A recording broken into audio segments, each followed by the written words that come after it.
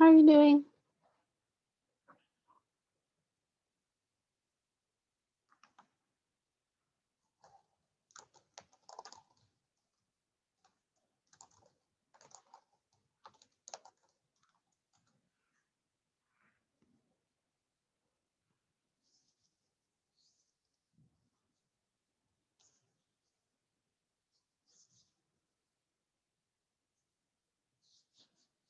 I hope you're doing good.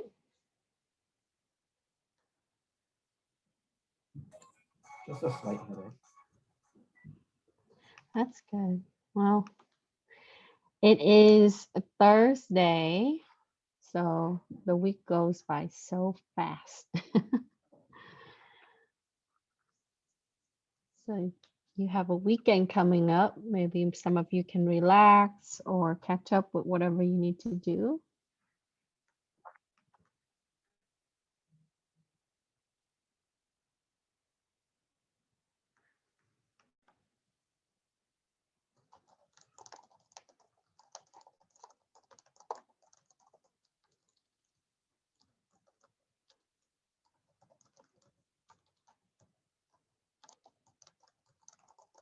We'll start in a few minutes, so check out the lab real quick, okay?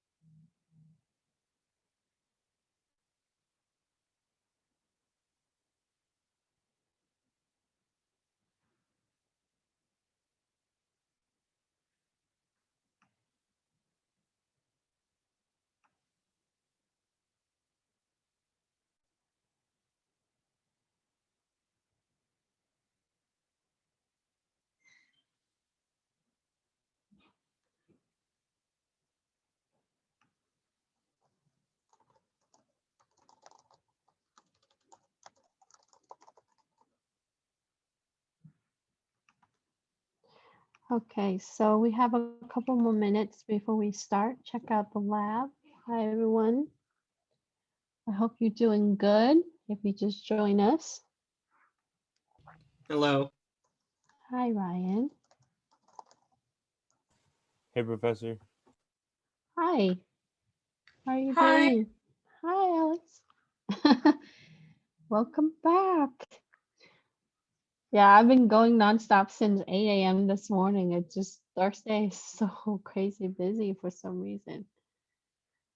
And I'm trying to also side coach we have a cyber competition that's coming up.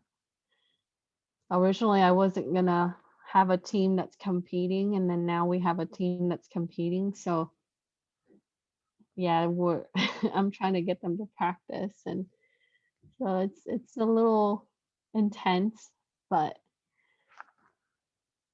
tomorrow is Friday. Hopefully you don't have too many classes going on Friday. You get to relax a little bit. Enjoy your time, catch up with sleep, work. Do you get to enjoy your Friday? I usually have meetings on Friday, and I'm an assistant chair for CIS. That means I do scheduling and, little stuff here and there. So, and that's the day that I would be able to catch up on the administrative side and grading and yeah, but when the semester goes, it gets a little easier, maybe like around week 10, but usually we have a lot of stuff due. Like we're getting ready for summer, we're getting ready for fall. They're talking about maybe 75% back on campus in the fall. So we're trying to predict on like which classes go where and how we're gonna accommodate the social distancing. But to answer your question, I try to take a little bit of time, but sometimes I don't because it's just busy.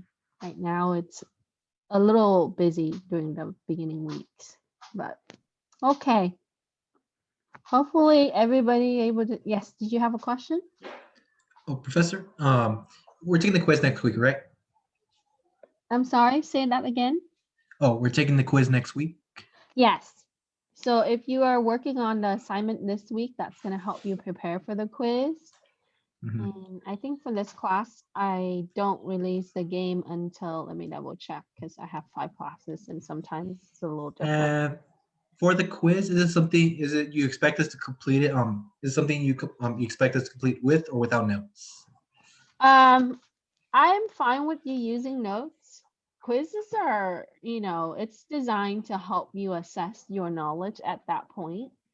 So if you need to use notes, right? But final exam, it's closed note, closed book, close everything. By that time, you should have most everything that you would cover in this class. So yeah, you can use notes. I do a quiz review game next week, so that's kind of like a quiz, a pre-quiz. So if you do well on the game, you can see, what you need to cover, but it's multiple choice. Yeah, I Got have a it. quick question. sure. Is there any news about returning back to face-to-face? Yeah, so as I mentioned before, they're predicting that, it all depends on our county office and, whether they're gonna be able to let us come back, but they're thinking that it might be 75% back on campus in the fall. In the summer, they're gonna increase that because right now we have like a very few classes that are on campus, maybe 4 or 5. But in the summer, they're thinking 25%. But in the classes, large classes, to accommodate large classes because of the space, we have to do hybrid or, cut down the sizes, which is going to be a little crazy. We want all the students to take the classes at the same time because of the room capacity with the 6 feet distancing. We're only able to accommodate about 50% of the capacity at the most. So depending on the room. So right now we're just doing the schedule based on prediction, but we'll get once we go through summer, we'll know a little bit more about the fall on how that's going to be with the vaccination and everything else. I haven't got vaccinated. I tried to get appointments, but the people who have priority, they got vaccinated. And so until you and everybody get vaccinated, then it's 100%. But as far as the schedule goes, that's what I'm planning on for CIS courses. And with our contract as faculty, we are required to do only 40% online when we come back on campus. So even, as a full-timer, I can only teach 40% of my classes online, and then the rest has to be on campus because that's my job contract. I'll let you know as soon as I find out, but for now, I think that for the summer, for most part, it's going to be mostly online. And then the fall, they said it's going to be about 75% on campus, maybe. Thank you for answering my question. Yeah, so so the classes that are doing, you're welcome. Face-to-face are usually like biology classes, chemistry classes, the classes that need like the lab, the physical lab with the equipment. They said that there might be some CIS classes that might go in the summer that's going to be on campus. And those are the classes that need equipment. I have some classes that need networking equipment, and I can only do so much with the online environment. Like, it's really difficult to do that with the online environment. So we have to see, and we want to be safe. So I can't give you a definite answer on which class is going to be on campus until we get approval for our schedule, and that goes to cabinet, which is the president of the school, and they also have to abide by the county. So math, I know there are 2 math classes that are on campus right now. I think Mr. Drake is doing some math classes on campus, but he really fought for that. So anyway, if I know, I'll let you know. Okay. Okay. So let's, I think this class is going to be okay. Unfortunately, I'm unable to help you in person, but even if I could help you in person. It has to be 6 feet away from you. So I don't know if I can read all the code then, and I would still have to stream live. So I will go over the lab right now. So if you take a look at your lab document, your lab is a little bit more advanced than last week. We're going to work with LC-3. It's really easy. Once you get a hang of it, it's going to be like, oh, piece of cake. Okay, so screen share real quick, and please stop me if you have questions. I will post the video as soon as the video is ready. Lately, Zoom has been a little slow for us. I try to delete all my old videos and it's still not giving me much. So lab 3 is what you need. And here is lab 3. Okay, so we are going to work on data movement and operation, especially with ALU right now. And then next lecture, I will go a little bit more in depth in the operations and also the instructions, but just to kind of get your feet wet with how, when we talked about using add and some of the data movement like store and load. So in this exercise, we're going to do a subtraction program for the first one, and we are going to use the simulator and the editor. If you're using the online one, you should use this one. I just tested my program earlier regarding a question. So, you know, I put this link in LC3 resources if you're using a Mac, or if you wanted to use the online one. It looks a little bit different, but you need to paste your code in, like click assemble, paste your code, and then click assemble, and then click run. Once you click run, it should give you the output in the console like for last week. This week, we don't have too much output on console, so just to let you know that you're gonna have to get used to looking at the simulator. The whole point in this is to get you comfortable using the simulator and kind of see what's going on. So for the program is shown below. So what you need to do is you need to input those lines into your editor. And I wanted to explain them a little bit so that way you can understand what's going on. Okay. So for the first line, we're going to originate at the address hex 3000, and that's the same exact for every single LC3 program that you're going to write. You're going to start at 3000, that's your beginning address. And then we are going to do an LDI R3 with the P. So P is a label, and label belongs to the bottom because in assembly, almost all assembly language require that we declare data on the bottom. It's gonna run from the top. There's some assembly program that uses C compiler that you can treat it kind of like the C++ program where you would declare it at the top. But for this one, you are gonna declare the data on the bottom. So think of P like the label as a variable, and we are gonna fill it at hex 3120. I think this is off a little bit. Let me double check. Yes, that's fine. At hex 3120. So what we're doing is we're assigning this value, hexadecimal value, to P. And then for Q, it is another label. So we are going to fill it at hex 3121. Now, at this point, what you're doing is you're declaring the label and what they hold. Okay. Now, in the future lab or later exercises, the way that the lab is worded and across all lab manual for LC3, when they're saying at a location, they really mean, so if they're saying P is at 3120, they're really meaning that you need to fill it with hex 3120, okay? I know it's confusing because you're thinking, oh, I need to look at that address. But what you're doing is you're taking a hexadecimal value and you are assigning it to the P label.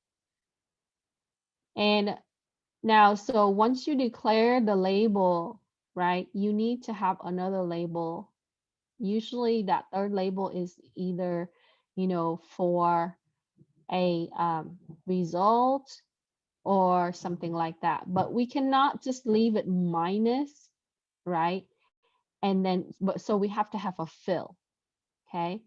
And when we fill it, we're also assigning a value to it. So when you do the subtraction, so let's say that if I do P subtract Q, if you do the math for this, you should get a -1, or in hex, it will be F, F, F, F, F, F, right? And so it will be like this. I checked it earlier. So in decimal, that will be a -1. Now, what happens is it's going to take the result and it's going to put it into this label with the value. Okay. So it's kind of like we are pre-assigning the value to minus, or P minus Q, however you wanted to name that. But we're going to take the result and we're going to store it back with that value. So it's going to operate something there. Okay. So after we declare our data section, don't forget that at the end of your program, you have to put the .n. So for me, from my approach is that I normally start with the data stuff on the bottom, and then I have my operation. After that, I would start writing, because I wanted to see how the data is going to store first, and then I would start operating that data. So once you have your label and everything set up, you can start with the first line on what you wanted to do. So LDI, this is a load indirect, and they're a little bit different than the LD in that it's gonna only put the memory address into the MDR, okay, and the MAR, I'm sorry, and then the LDI is the same thing. So what you can do, most of the program that I see that I write is usually I do a load indirect, but you can also do a regular load. Okay, you cannot do a load effective address, because we're not really forcing it to use register 0. We're using other register at this point. Wait, Professor, what do you mean by that? So LDI is different from LDR? Yeah, so there are, I'll explain this more next week, but there are multiple loads in the instructions. Let me just open it up and clarify that now. 1 second, okay.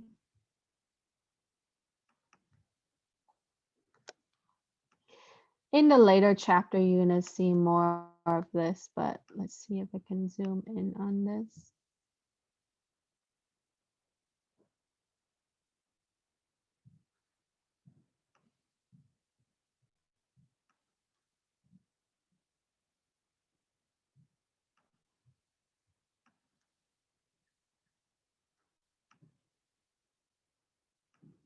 Okay, all right.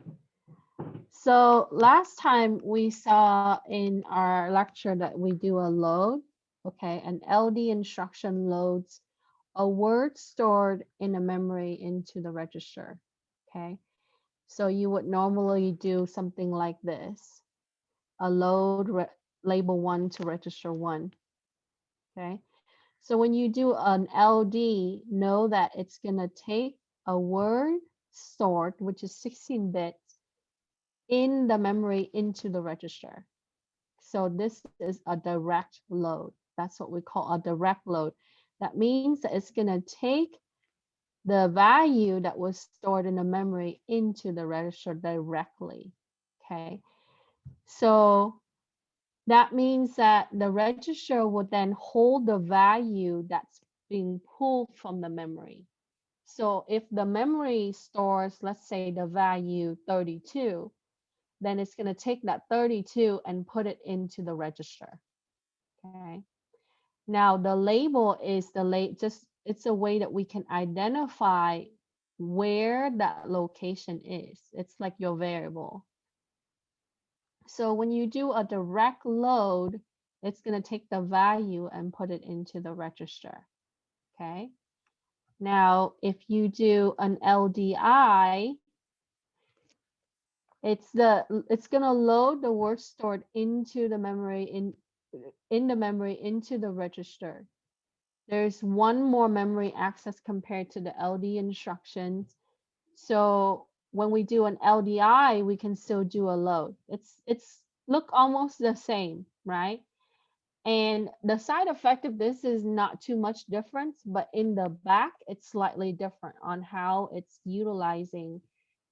accessing the memory, okay? So it tells you here that there is one more memory access compared to the LD instruction. The DR is the register that's holding. So if this is your register, the label is assigned to the memory location.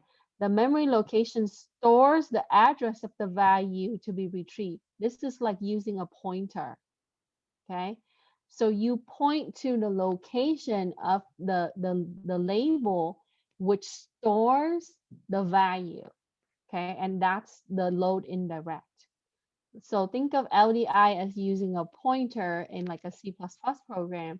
You point to a location, which is the label, and that label holds the value for, whatever you want to use. And when you do that load, it's still going to be able to get that value, but it's accessing that value instead of putting it directly into the register itself.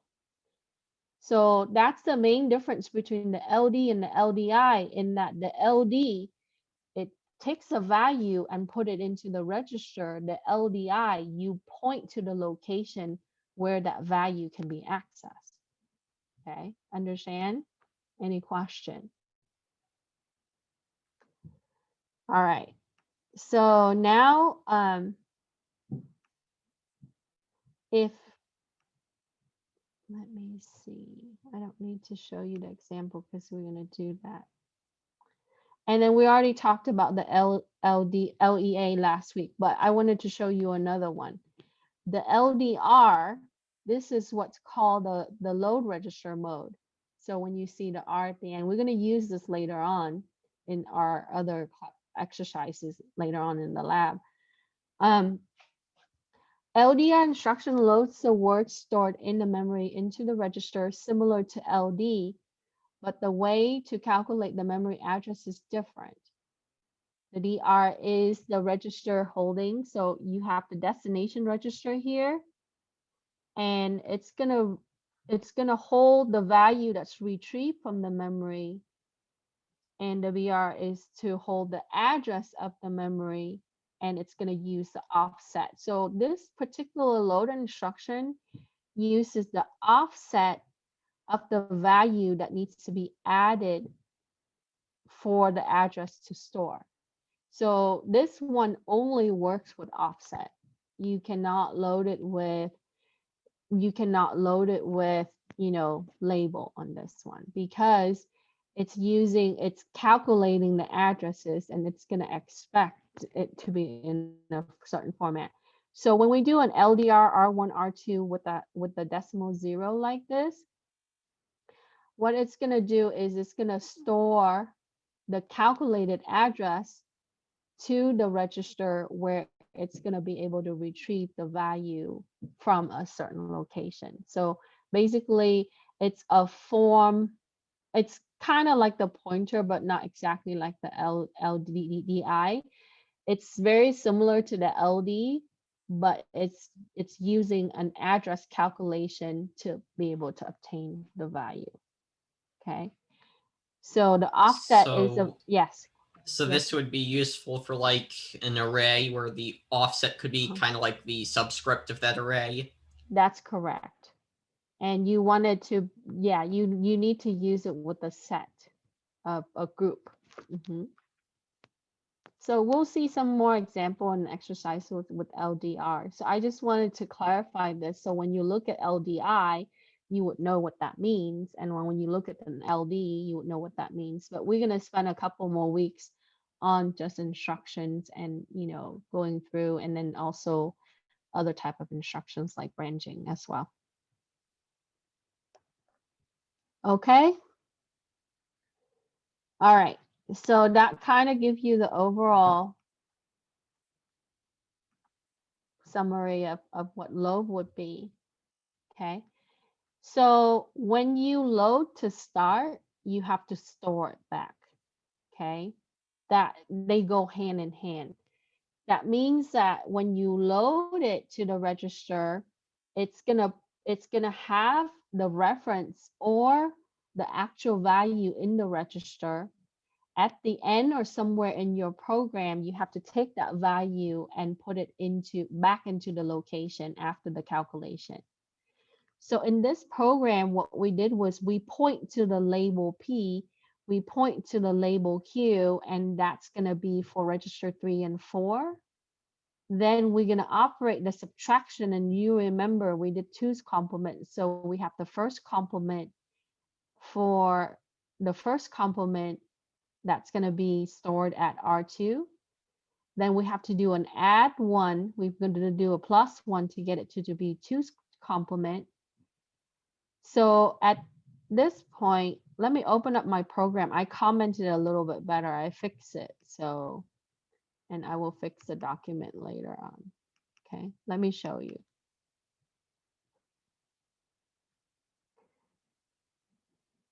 It will be better if I open my editor.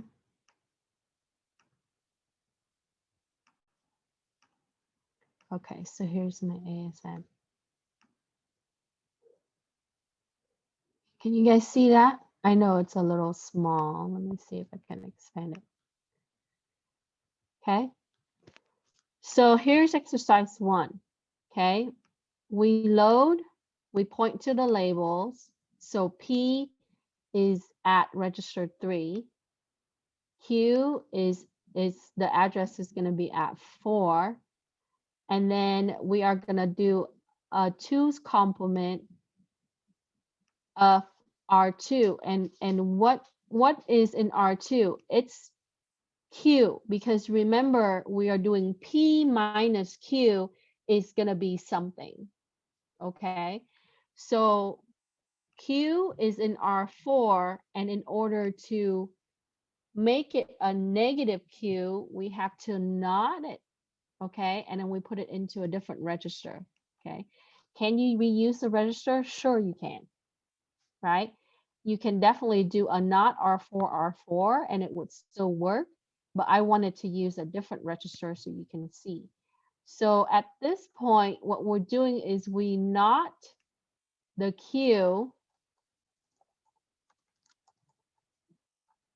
Okay, and it's not fully a sign value until we do a 2's complement. So R2 stores the NOT of Q. Okay, and that will be the first complement, the complement 1. And then we need to add the NOT with the 1 in order to get it to be a negative Q. Okay. So at this point, we have a negative Q. And in order to do a P subtract Q, we have to add them together. So R2 holds a negative Q. And so at this point, we have to use R2 plus R3, which holds the P from earlier. So right here, right, this is a P. This is the negative Q. And we add them together and we're going to put it into R1. So R1 holds P minus Q. Now, I would have a result in R1 at this point. So I wanted to put it into a memory location. That way it would be stored permanently. Remember what I said, register doesn't always hold that forever. It's to be used temporarily.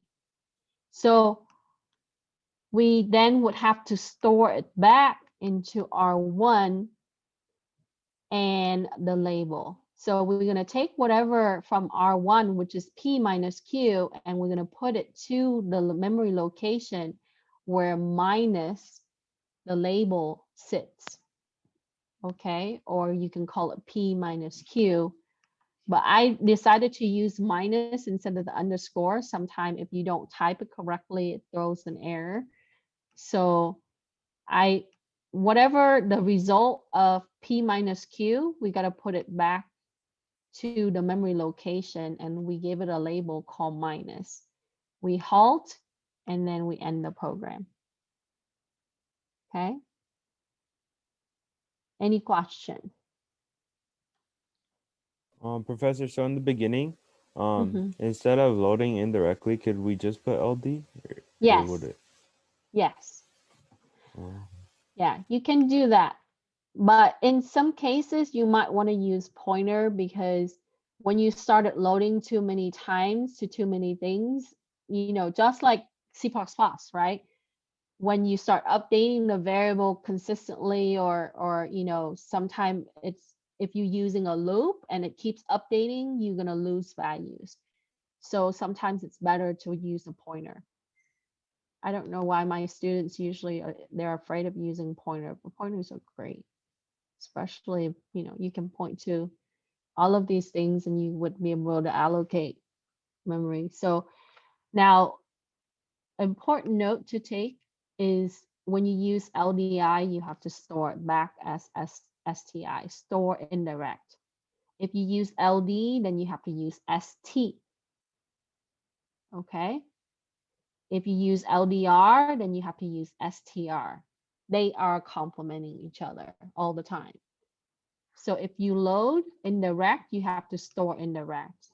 If you store indirect to start, sometimes we do, then we would load indirect back. So when do you store indirect to start? When you, because store is what putting it into the memory. So if you wanted to store it there first and then go and load it later, you can, right? So you can store a value to a location and then pull it for your program later on in the operation for calculation, for, you know, various things. We'll do some of those too. So since you're using LDI and STI here, those hex values you have filled for P, Q, and minus are all memory addresses? Yes. Yes. They are all memory addresses. So that's why we refer to them at a location. Okay. But I'm going to show you how that looks like when you run this. So once you have your program, you are going to go translate and then assemble, or if you're using the online simulator, you just click assemble, right? Look to see if there's any error. If you have an error, that means that you have a typo. Now, keep in mind that when you copy and paste something over, like, you know, if you type it out in Microsoft Word, for example, and you try to paste it over, sometimes the symbols don't transfer accordingly, right? It's not going to encode it accordingly. So what will happen is it might not see your quotation marks or your semicolon, and it's the same across for all languages with IDE. Some of my students, they copy and paste stuff from the web and they ask me why it's throwing an error, because it's not seeing the quotation marks or the semicolon or whatever, right? The symbol. So be careful with those, okay?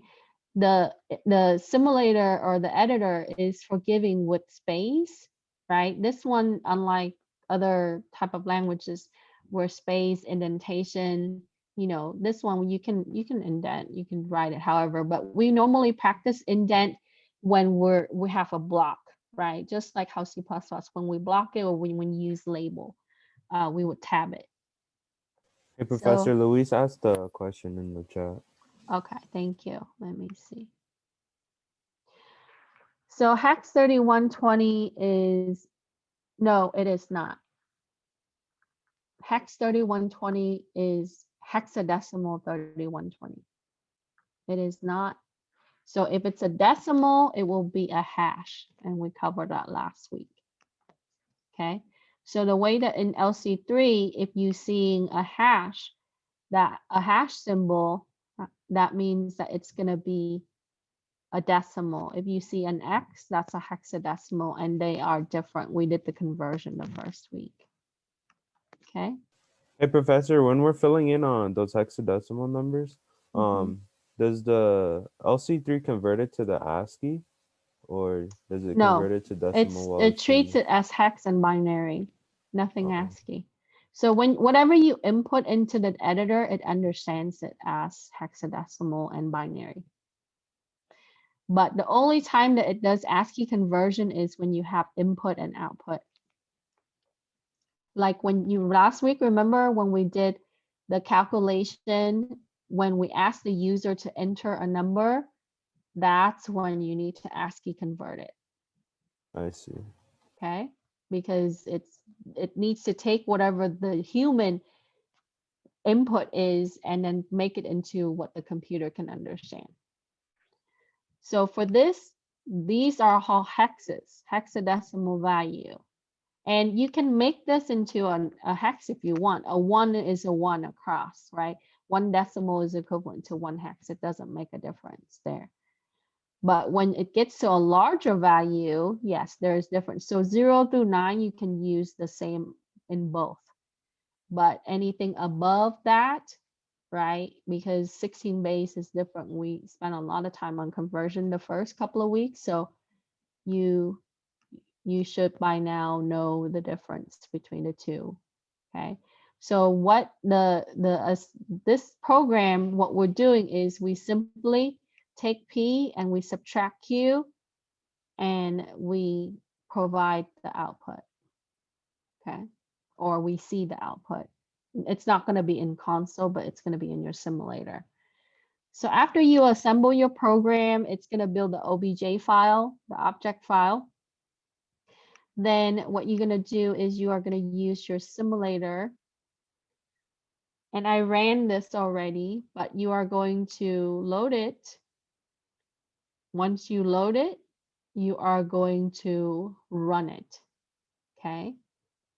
So assemble, load, and run. Anytime that you edit your program, you have to reassemble, reload, and rerun. And it helps when you reinitialize the machine after each round because there might be some value that's still stuck there and it might not give you the right answer. So I'm going to clear this. I reinitialize my machine and I'm going to load my program. Okay.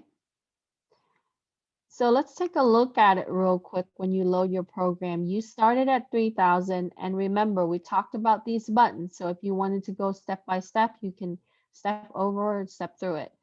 So 3000, we load the labels. So it's going to increment. You notice that on the left side, that's your addresses right there, right? We start at the address 3000, and then we're going to go all the way down to 3009. Okay. And when we run this program, you would click execute, run, or you just press the green arrow. Okay. It changes the way after it's ran, it's going to move everything and it's going to take you to the location where it would do a certain type of instruction. So there is some instruction that require, like when you trap and when you able to do the calculation, it does do some of the load and everything else in the back. So with this, what happens is it's gonna store, but if you look at it, okay, if you do the manual calculation so you can check, if my P is hex 3120 and my Q is hex 3121, if you look at your calculator and you do the subtraction, it's a negative decimal number, right? And it gives you the FFFF, okay? Now, we told it to store it back to 3122, hex 3122. So if we take this value and we plus it with 31, See that? Okay. If we, what happens is it's going to take this value and it's going to put it into the minus. Okay. So when you look at this, you see that for the register 1 is where you left it. Remember that -1, which is the decimal, that -1 was the last process that it needed to, or the result from the last process that it executed. So it kept it at register 1 for this particular program. And the hex equivalent for it is FFFF. Now, in other programs, it might not be exactly like that unless you step through the program and you can put the marker and see how at a certain line what it's going to do there. Okay, so in this program, when we did the subtraction, the last part is to take the register 1 and store it into a certain location, right? Okay. Now, what you can also do is you can jump to a certain area of your simulator by typing in the hex location there. Okay. So at the end of the program, what it did was it gave you, okay, when it stops, it gave you the entire program, but we saw that register 1 ended with holding the hex value FFFF, which is -1 in decimal. Okay. Now, there are also other things that are going on. So when you look at your simulator, remember we talked about PC, IR, and all of that good stuff? Well, it shows at the end of your program what they were holding as values. Okay, remember this is just a calculator, right? It's going to calculate based on what you instruct it to do. Okay, question.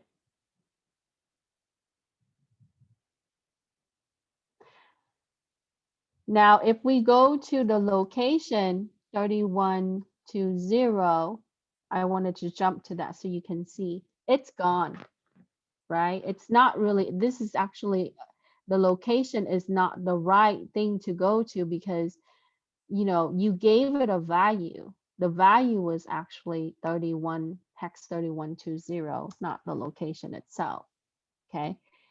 On the arbitrary level, that's what we refer to because, you know, that's just a value we gave to a physical location of memory. But when we simulate this, if you try to go to this location, you would see nothing because it's not really there. Okay. It's when you ran the program, right? It actually ended up here at the end. Okay. Any question? Why does it say it loaded R7?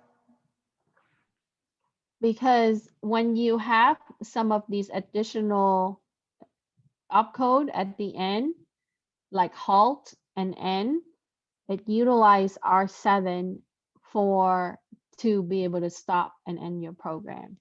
There will be time that we also use other things like when you do a put or, you know, when we'll talk about trap down the line, but when you use, you know, those type of instructions, what will happen is it's going to utilize R7 and additional instructions under that in order to be able to do something that you want. Okay, like halt. Okay, see how it has that trap and with the R7. Well, in a few weeks, we'll touch on this and you will see exactly what it really does there. Okay, question. So for this, run the program. Give me the screen capture of your editor and your simulator. You can put it all in one screen capture. It's okay. Put them together. And so at the beginning, what you would have, so to identify the addresses of P and Q, okay? Now, when you look at the address, okay, so let's say that I load this program again so you can see. You started with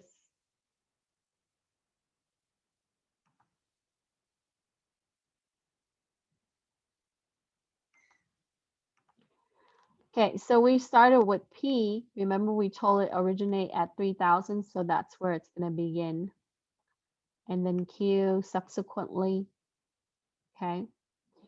Now the actual address of the label is down here, 3007. And the value that you gave it is hex 3120. Okay. So when you do a fill, it's also going to do a store. It is like a store. So this on the right here just represent the word fill that you put in there, the dot fill. Okay. So it understands that when you're trying to fill, that means it's going to store the value for that label at this.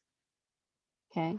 Same thing with the Q and same thing with the minus. So when you do a fill, it's actually equivalent to the store with register 0.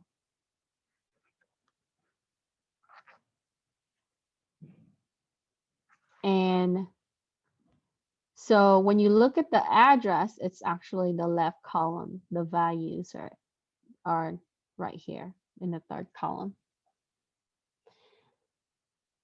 So identify the address of PQ and the result, which I use minus. Okay. And for question C, number 1, it says, why is LDI instruction used to load the values to P and Q? Okay. Because you can say that it's a way that we can point to the location of P and Q to access the value. Okay. And why do we need to have an STI? Well, we would go to that location and retrieve the value from minus. Or I'm sorry, to store it back to minus. So we need to take the value from register 1 and store it back to a minus or the result location.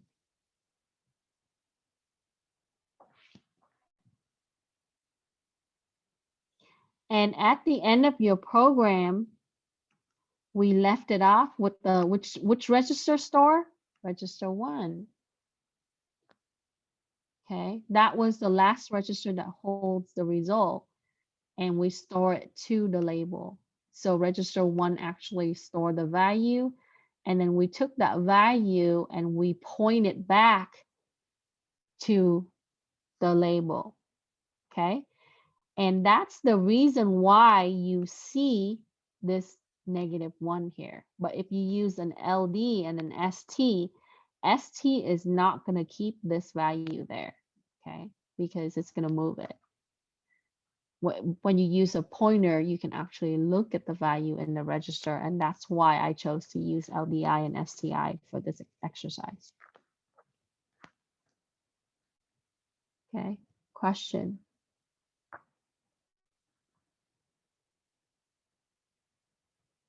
Do you visualize it? Do you see what's happening with the register and what, how the data goes from one to the next? And so the result won't be on the console, but in the register? in this case, because we're using a pointer, right?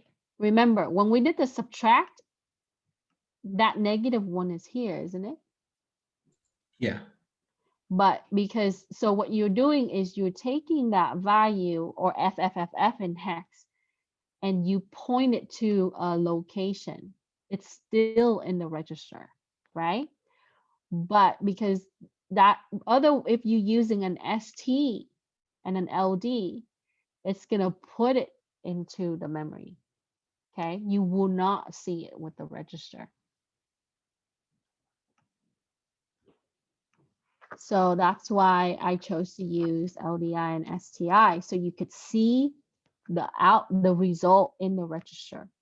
But if you choose to use LD and ST, it's already gone, right? By the end of the program, it's gonna put it to the address where it's gonna end up. Okay, like down the line, like XA something F.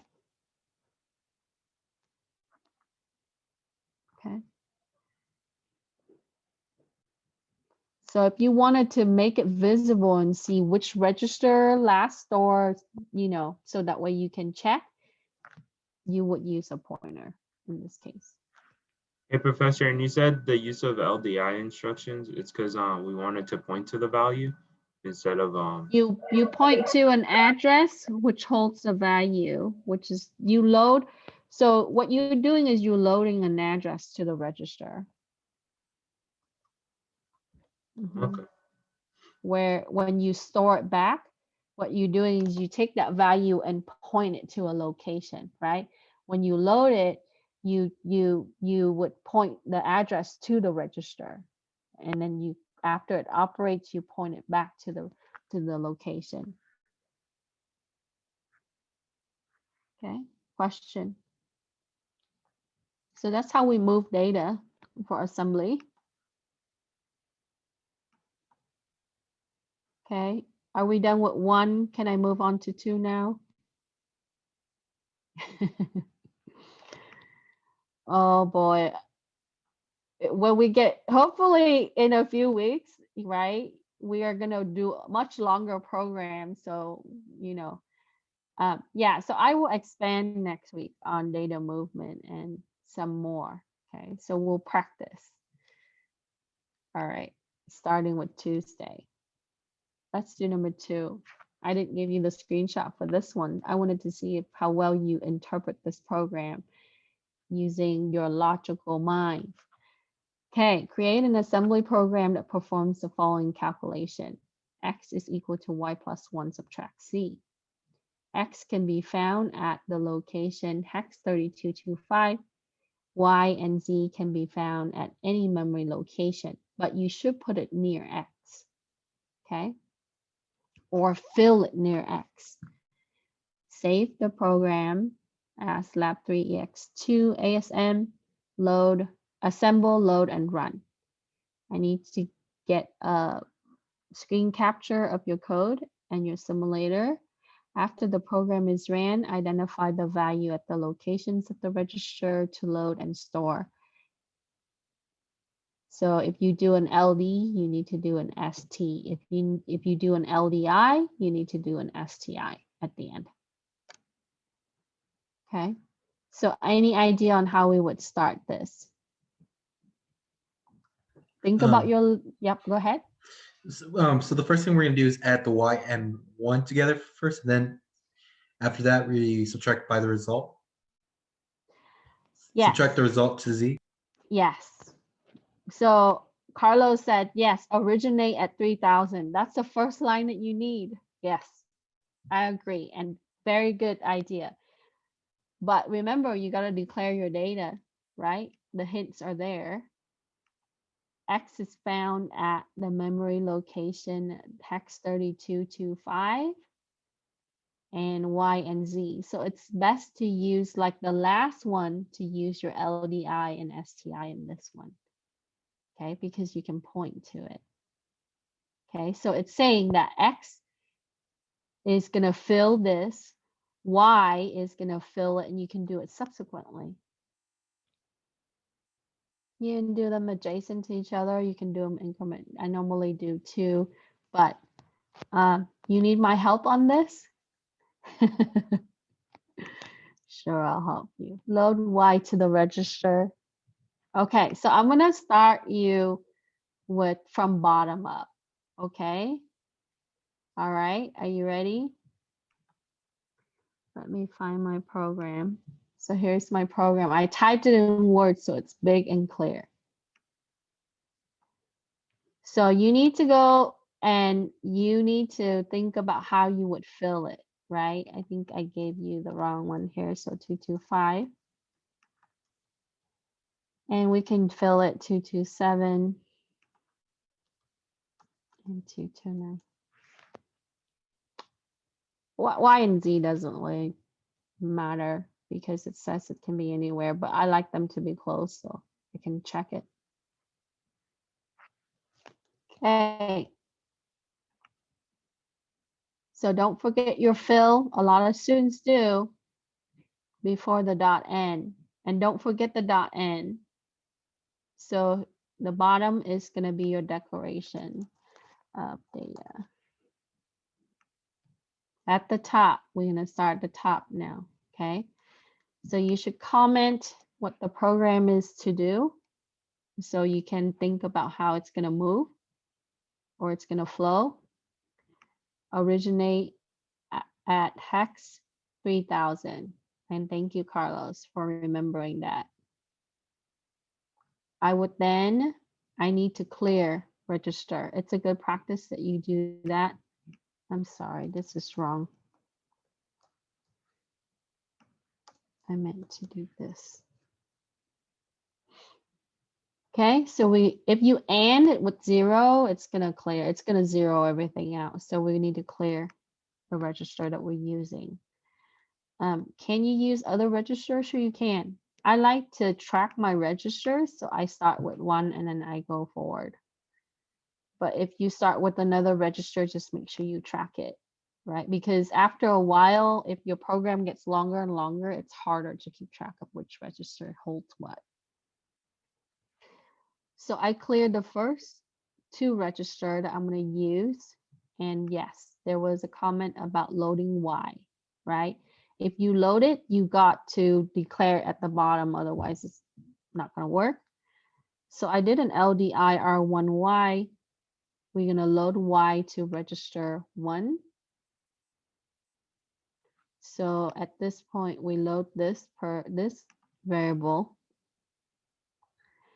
And we wanted to move across, and we're going to do an add 1. So here is my yellow.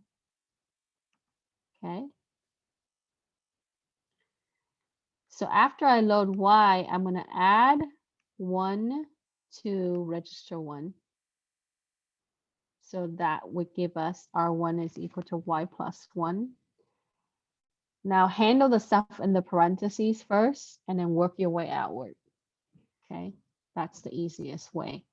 It's like how you solve a math problem. It's exactly that. Okay. All right. Now we're going to subtract Z next, right? So our step would be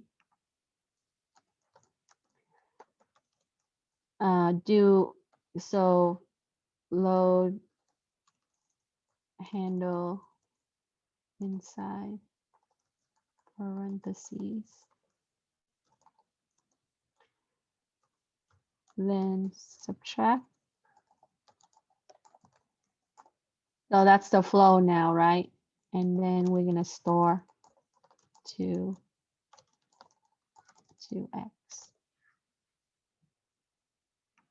Okay, so the next step would be subtracting Z.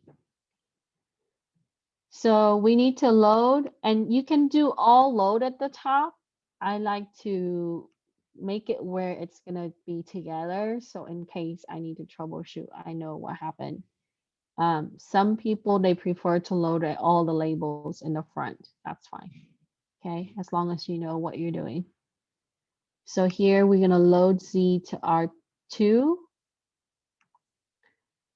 And since we're subtracting Z, right, we are going to not Z. So at this point, we do a not R2.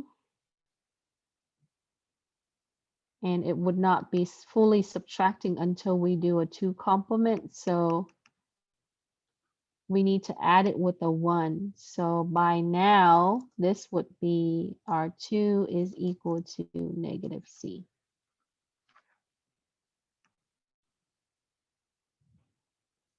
And this is for my Z.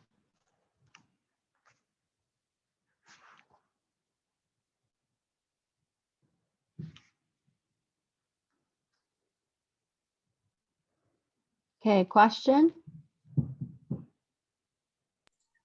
So it takes about 3 steps to make One, that. that one step in math. Mhm. Okay. So in that LDI where it says R2 and Z, when it says loading Z to R2, that means you're pointing it at like, Yes. the register, right? You're, Right. you're saying Z is pointing to R2, which Yes. is taking the like place of R2, right? Yes. Oh, okay, I see what loading is. So if we do test with the number, it's gonna point to that location and plug that number in. So that way you don't have to actually say like, oh, Z is the number in R2, right? Mhm. Oh, okay. Z could be anything, like a variable, right? It could hold anything. Yeah, because you can point Z to something else if you wanted to as well, right? Uh-huh. As long as you fill it with something else. All right, good. You getting it. I'm proud of you guys. 3 weeks in. Some people, it takes them a whole semester, right? And this is hard at university too. A lot of students, they don't get assembly because assembly is not something you have to kind of, take it into pieces and then walk your way through it. You have to visualize it on how it's moving and where it's getting all this from. So here is your negative Z. Now we're not done. We have to take y plus 1 subtract z, right? That was the original equation. So we have to add them together, okay? And you need to track your register. So R2 holds negative z and R1 holds y plus 1. So you simply take them and you add them together. You can put it back into R1 or R2 or R3, whatever. It doesn't really matter for the destination register, but you need to know where that result's going to go. Okay. So what I did was I just recycled the register. So I took negative z plus y, R1 is y plus 1. That's going to, the result is going to be back in R2 here. So R2 is equal to y1, y plus 1 minus c. And R2 is going to become x, right? That's our equation. So once we have R2, we just take whatever the result and store it back, point it back to the x label. And we're pretty much done. Okay, so the last part is to get it to x. We halt, we declare data, and we end.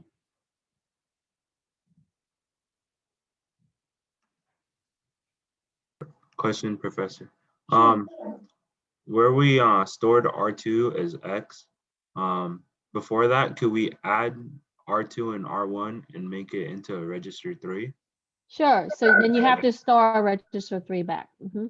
So if I make this into register 3, I need to store from register 3 because register 3 stores the result.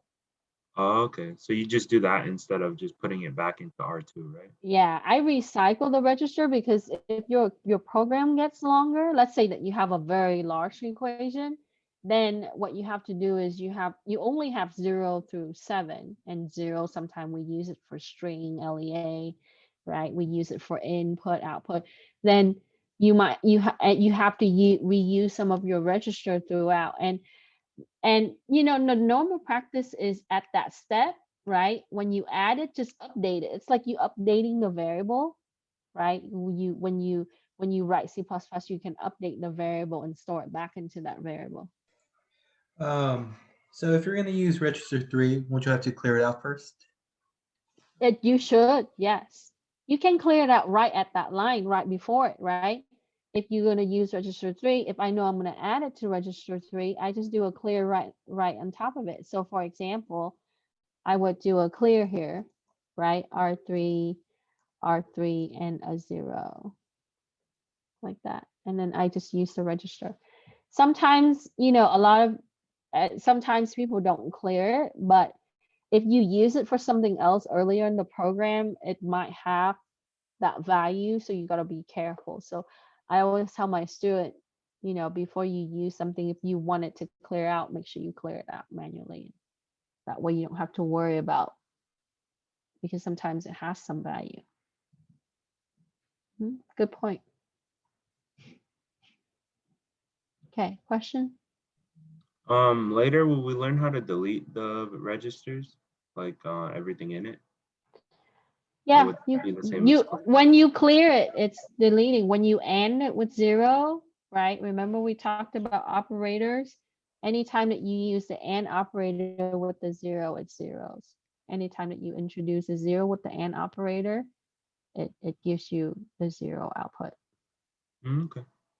Okay, so you can, if you wanted to clear it, then you can just AND it, like what we did at the first 2 lines after origination, of course. Okay, you clear it right here. We're going to do a copy too later, how we copy values over. I think I talked about that last week, but when you guys have to copy the input value and then ASCII convert it. Okay, so I'll show the rest. And then don't forget the .n, otherwise it throws an error.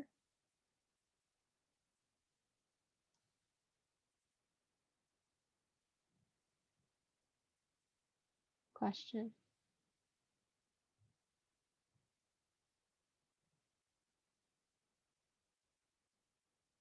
Okay.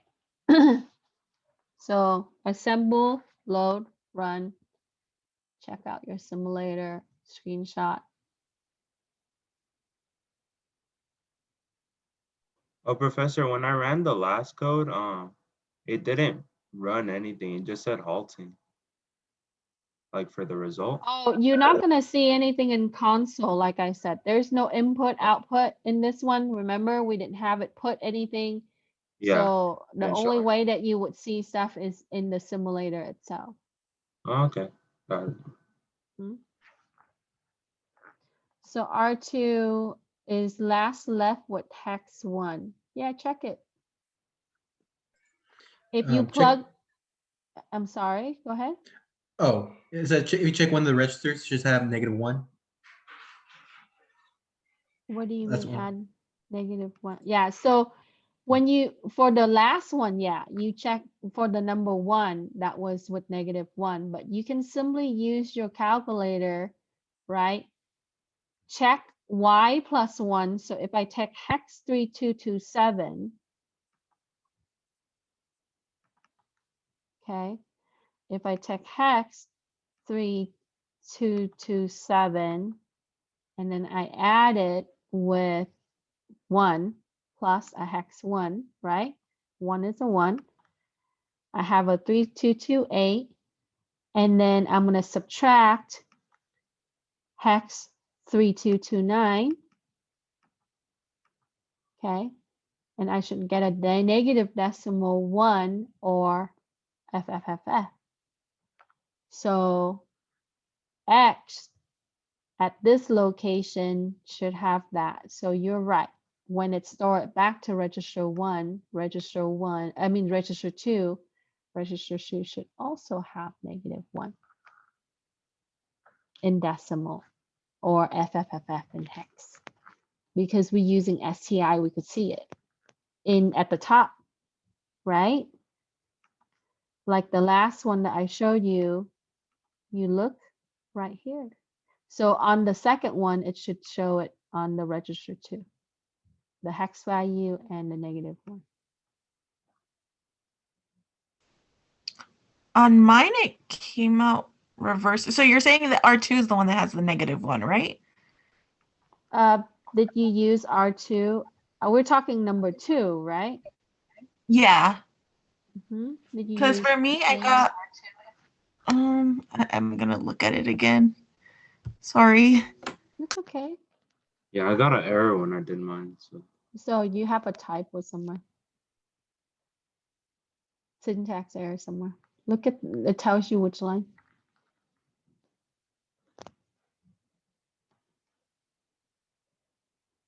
So if you store it back into R1, then it will be at R1, but if you STI it at R2, it should be at R2.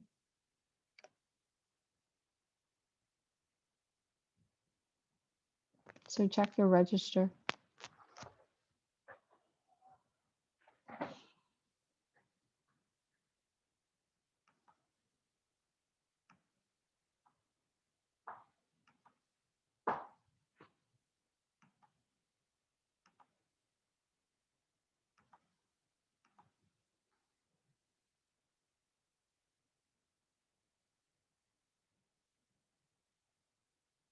I'm trying to see. Oh, yeah, I'll save it. Okay, that's the entire program in entirety there for those of you who are still trying to track what is what.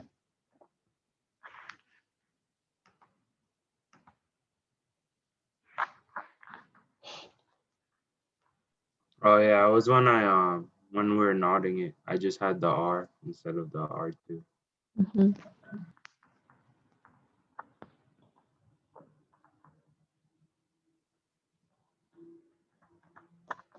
Hey professor, so whenever we want to subtract, we always have to nod it and then add.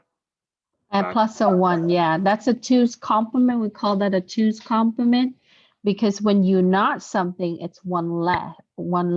So you have to add the 1 back to make it a negative number.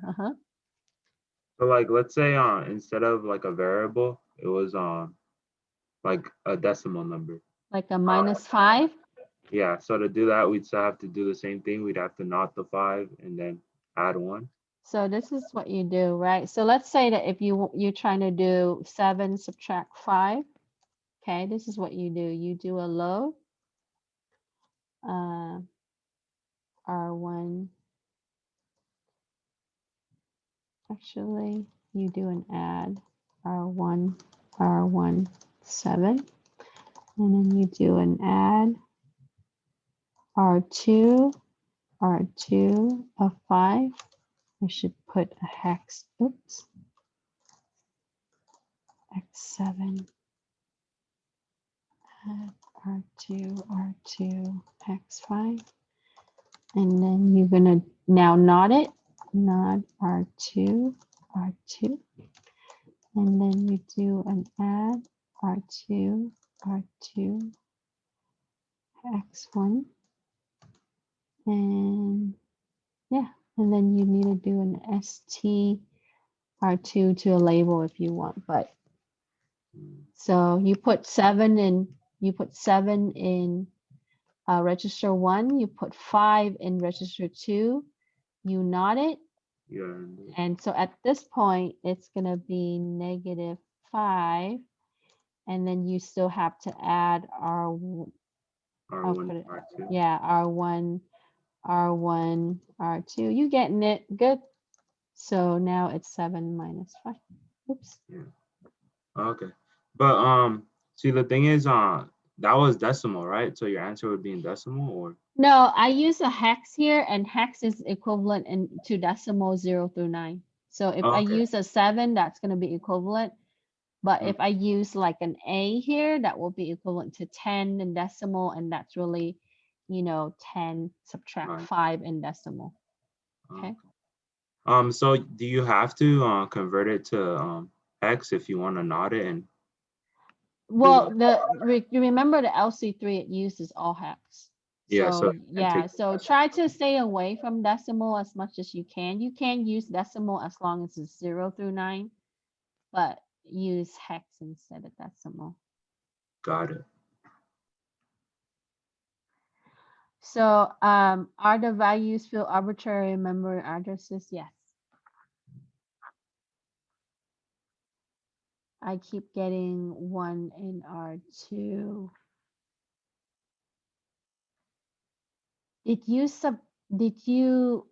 Okay. Here is my program so you can see. Let me assemble it and then let me tell you, check.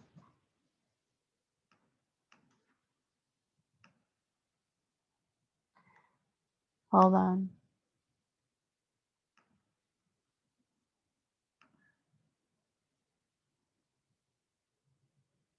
Load. Exercise 2.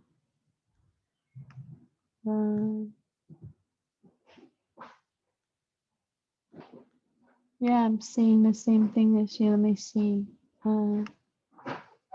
R1 is y plus 1. It's y 227. I mean, I did the math wrong. Hold on.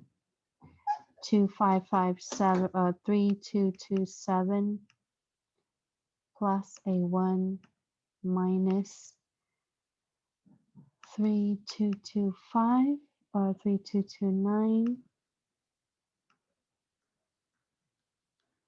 It should be, we're off somewhere. Clear, clear. Load LDI 1y, y plus 1. Oh, okay. You know why it shows a 1 on the yeah, it's flipping somewhere. R2 Z load C, which is 3229. 3229, we not that. 1 second.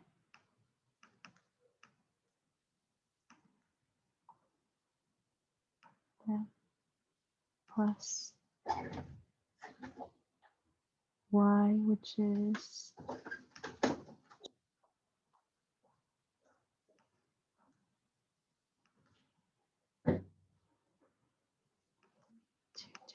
227 plus hex 1. It should be a -1. I triple checked the math. So let me see why it's in there. It's putting it register 1, R2.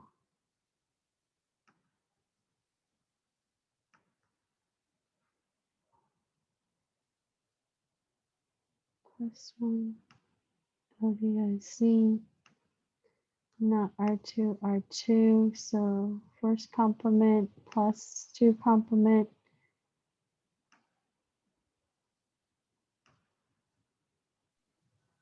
Is R1 supposed to be cleared or something, Professor?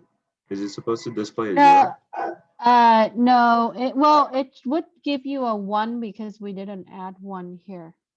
Okay, because we did an LDI when we did the y, and remember we have a y plus 1, so that's why it should show a 1 there. And but R2 should be a negative. Oh, I get it. I see it now. Okay. You guys see why it's, look, think about it. Okay. When you did the add 1 here, it puts that 1 there.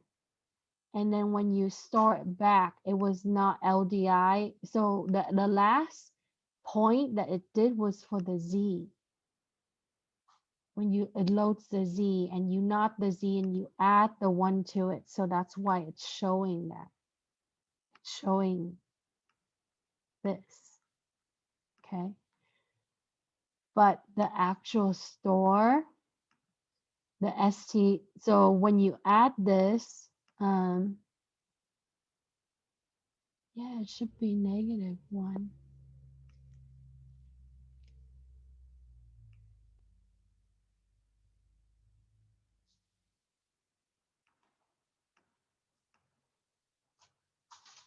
Let me go through it again, like later on when I'm a little bit clearer in my mind. And then I have to look at, like, I will put all the hex value or the value as it's stepped through this program, and then I'll come back to this. But I think we have it flipped, but it should be like at this point for the simulator, at this point, it should be your register 2 would be -1 and your register 1 would be 1. So I Oh, think, so it's kind of doing it like flipped, huh? yeah, I think there's some reverse. There might be some issues going on. I think it's happening right here. Okay. Maybe it's because we pointed to it, or what do Yeah, we- when we store it back here, when we store it back, it should be like a -1 when we store it back. yeah. So I need to recalculate this and see how that would be, because when you take x is equal to, so when you plug in the number and you work that out to see where that's going to be, and I think it's there's an effect with the x right here. That's why you see that. But yeah, I looked through this like so many times already, even before class. So it should, this is the flow, that should be right. Okay, let's put this on the burner, and then let me see if there's a fix for that, but it should be good. On the next one, and also I wanted to show you a functionality on a simulator. This is a set value. If you wanted to set it for a certain value at a certain point, what you can also do is, we're going to do this in the next one too, in the lab, but you can put it to the address, which is the location, and a value, right? Like for example, you can do x plus y is equal to 5, and you wanted to check, right? If it calculates like x is 2 and y is 3, is it going to be equal to 5? Like hexadecimal. Remember that the value is in hex and the address is in hex. So what you can do is you can look at where that program ended up, right? And then you can also set the value as pertaining to how that would be at the end of your program to be able to check, okay? Because in assembly, we don't really have an input and output. We would be able to use a set value functionality and be able to set it, okay? All right, let's look at the next one. So at least we will have progress. Okay, the next one is, it has more. You have t is equal to a plus b and c minus 9. Okay, a plus b plus c minus 9. So you're going to handle inside the parentheses first. And we can do that and then add them together and then store it back. Okay.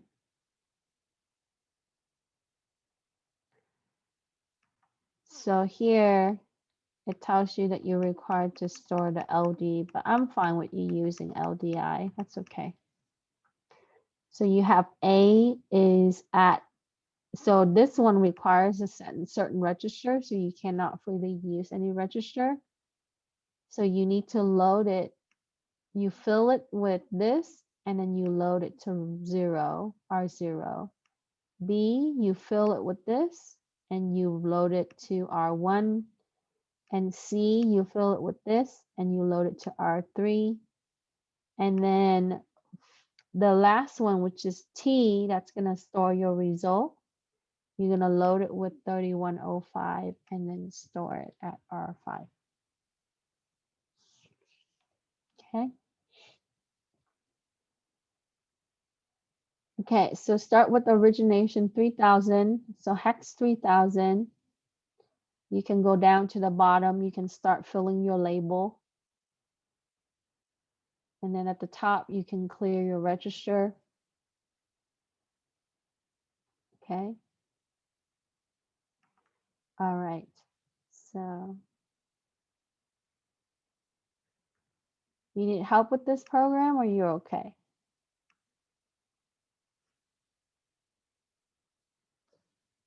Could you maybe provide a little bit of help? Sure. Thank you. Yeah, no problem. Why not?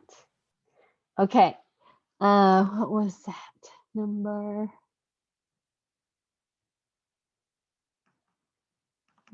3. Oh no, this is the last one.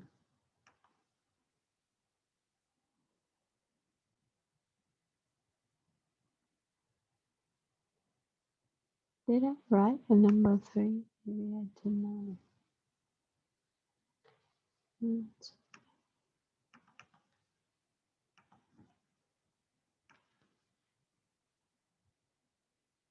I did.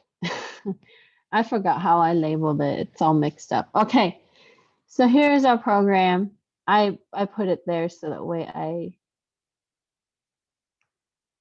I will come back to the steps later, right? So first, we can start at origination at hex 3000. And then if you, oh, what the heck? All right. So let's say that we wanted to clear this. We should clear it, right? R0, 0 with the hex 0. We're gonna AND R1 with R1 and hex 0. And then we're gonna AND R2, or what was it? I think it requires R3. R3 with an R3 hex 0, and then we can AND, or you can AND it throughout. It doesn't matter, right? R5, R5, and hex 0. So here we can say that we clear register.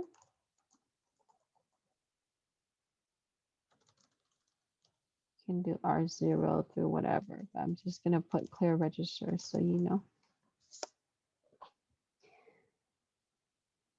On this one, I load them together.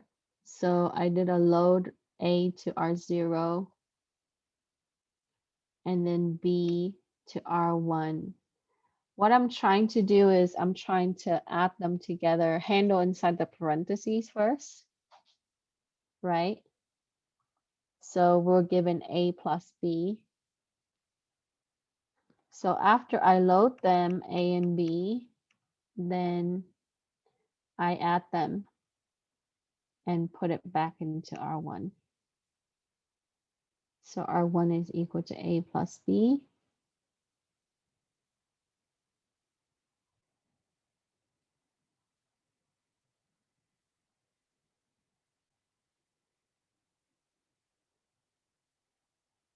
And then we did a load for R3 to C, or from C to R3. We load from C to R3.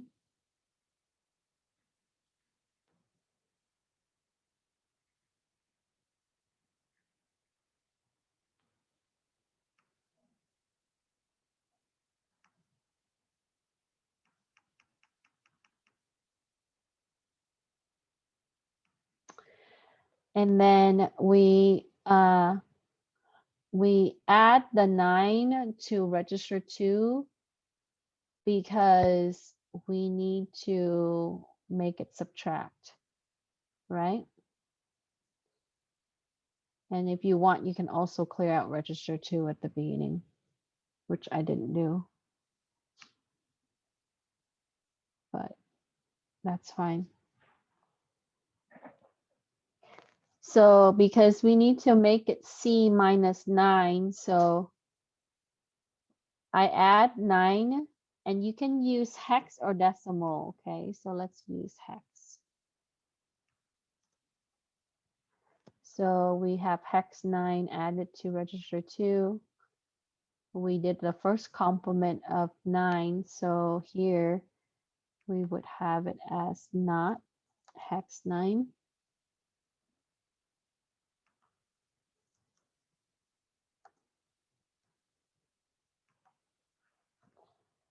And then we add a hex 1 to it,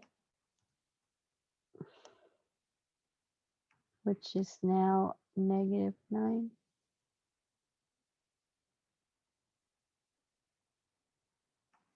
To complement R2, which is equal to.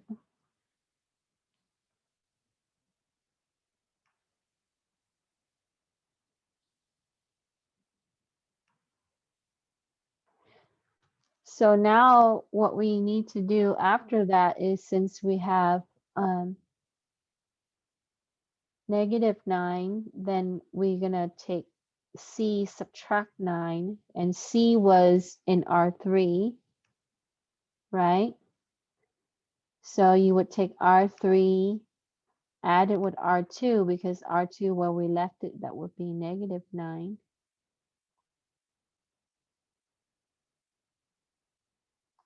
And then R5 is where we have C minus 9. So we would then need to add it with A plus B, and that came from R1. So we would do R1 plus R5 back into R5.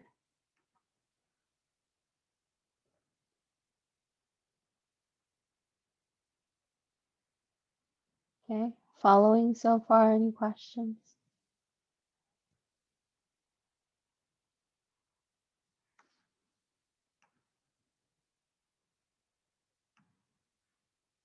Oh, no, it taps all off on that.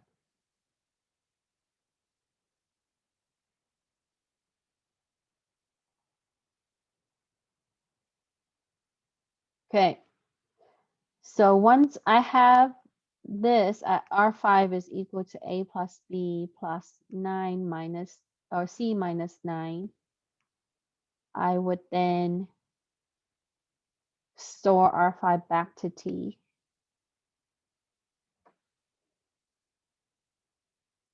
And if you do LD, you can do an ST.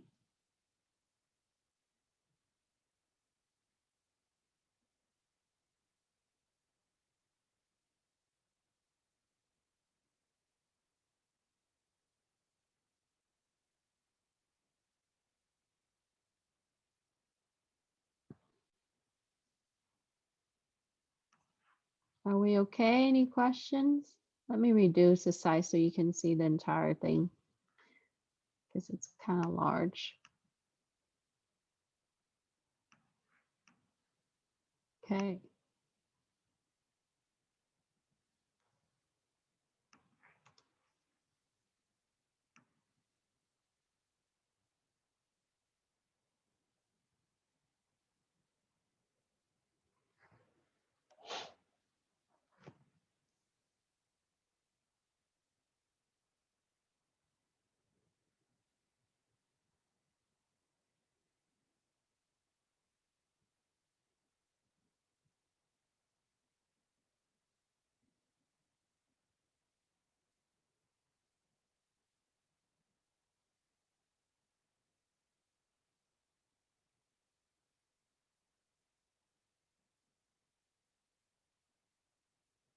Any question?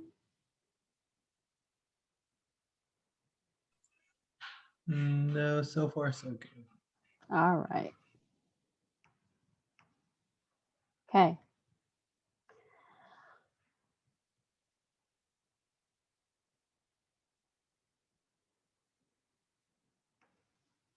Yeah, so we're going to table the last one, and then I'll come back to that. But okay, so we load the label A, just to walk you guys through, right? We load the label B for register 0 and 1, and you can clear that out at the beginning if you want. And we add, wait.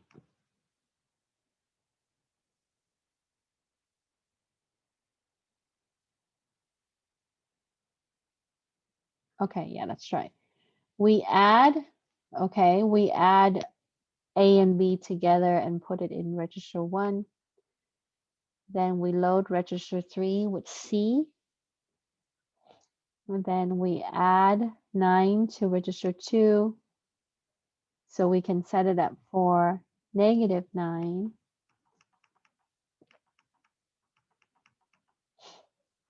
And then in the process of doing that, we would not R2. Then we add a 1 to R2 to make it 2's complement. Once we have the -9, then we need to add C to the -9. So, and that's going to go into R5 right here.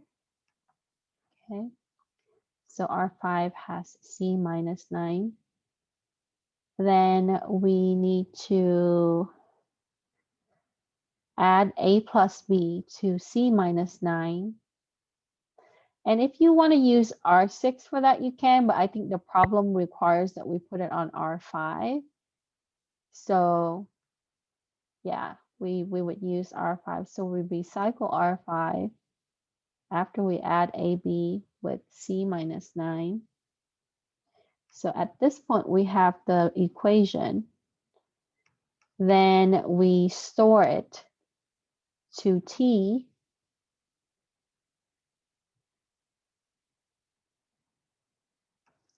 And then after that, we would do a halt and fill and end.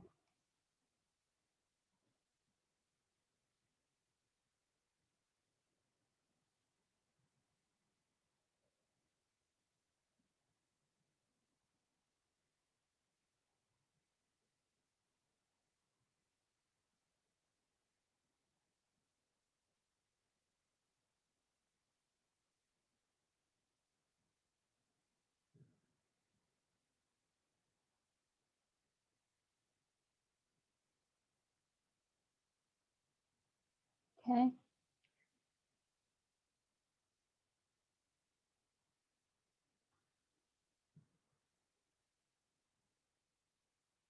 So after we have this, then you would do a fill. Sorry, it's all large below there.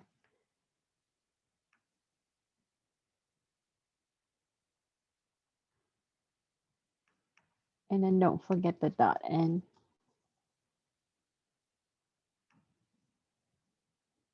And you would just fill it with whatever they gave you there.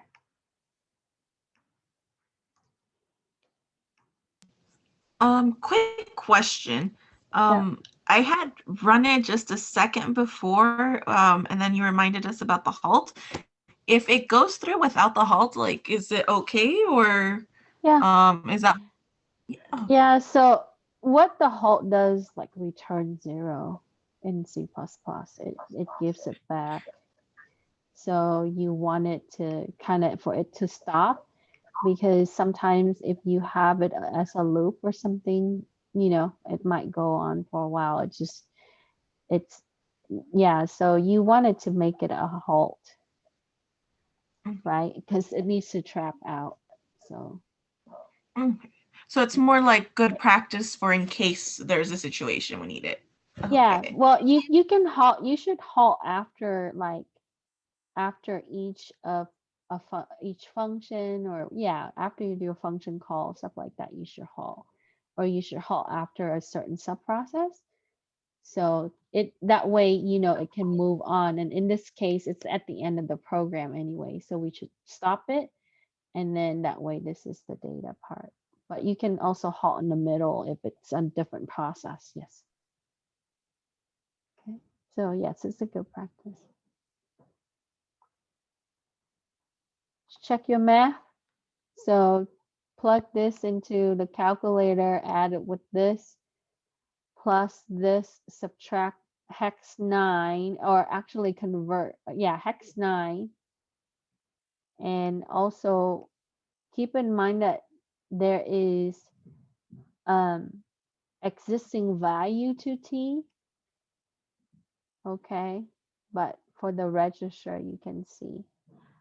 But I think, yeah, you store it from register to T, so that should be all right.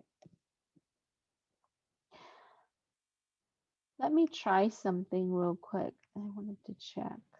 Actually, you guys can also try it with ST and LD and see what it does.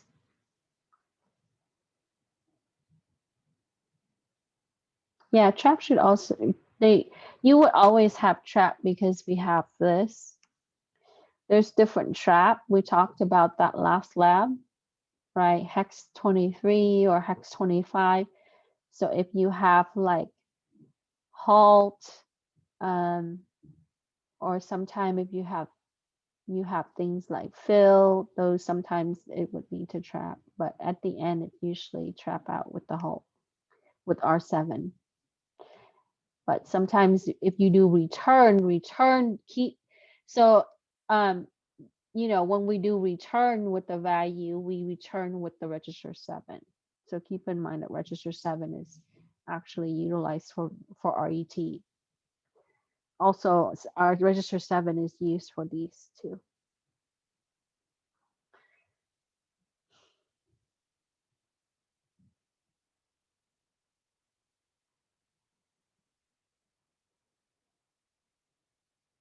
So you tell me whether we got it right or not. You can check how it should operate with the math.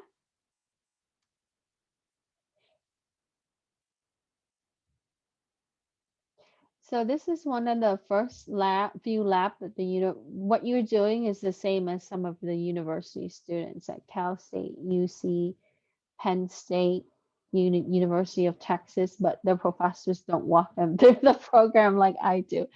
But eventually you will have to do your own program. I'm just introducing it to you. Yeah. They only do like the first tutorial lab, maybe like very, very light, and then the rest they have to do. So now you get the idea on how to do these. Okay. All right, let's talk. We got a little bit more time, so we got to get through our lab. Any questions on this one? Okay. Hey, Professor, it says when we run it, like in the thing, it says LD and ST. That's gonna be like the value of our locations, and then the ST is like where it's stored, right? So that's where which register is stored. Yeah, so earlier, remember what I said? So I said About that the earlier. yeah, but the load. Yeah, so how when you fill, that's what load and what that load part at the end and store part it would be when you fill it. Okay, because when you assign the value, that's what it does. And this is before you run it, right? Well, after you run it, it's still gonna run those because it's still gonna have to assign the data before it operates it.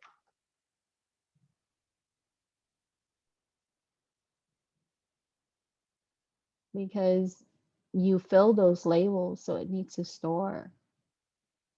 When you do like the dot fill, right? Those are the pseudo instruction. That means that it used other instruction on top of it. Okay, let's get through the lab because we're gonna run out of time.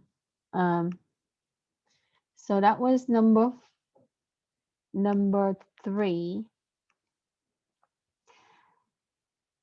Number 4 is very similar to number 3, but in this case, you're doing an equal. Any idea on how to do number 4? Just copy. Point to the value and copy the value. So let me see if I did one.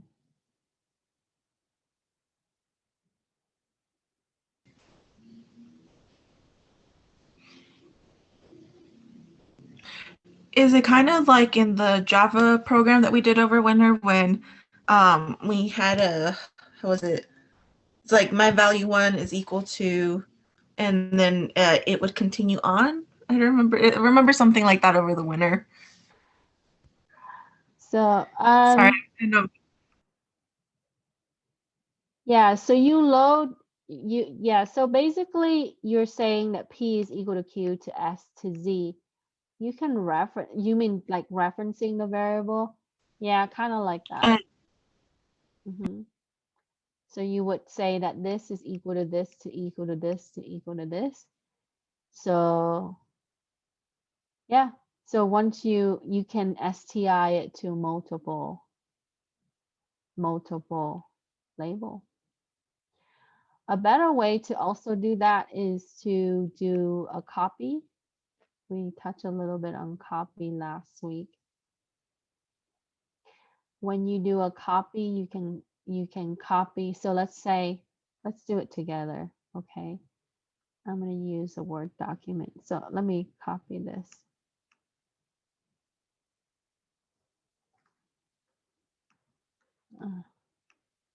Sorry, I'm a little down on energy because I'm tired. So I'm not thinking very clearly. All right. So I'm going to do a data fill. So dot fill. What did they say it was? You can fill it with anything you want, I think. Yeah, I kind of want to do the harder one with you guys, but okay, so let's fill it with anything we want. So let's just give this like 3100 or hex 3100. Or you can even do like 310, 3110 or something like that. Okay. And then Q is going to be a dot fill hex 31. Do you want them to be adjacent? Sure, why not? S, and we'll talk about addresses down the line. 3102. And then what is that? C. And then, okay.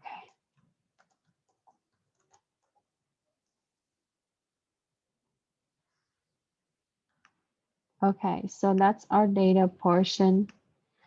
We're going to do an auto originator, right? At hex 3000. And then what we need to do is you can clear register.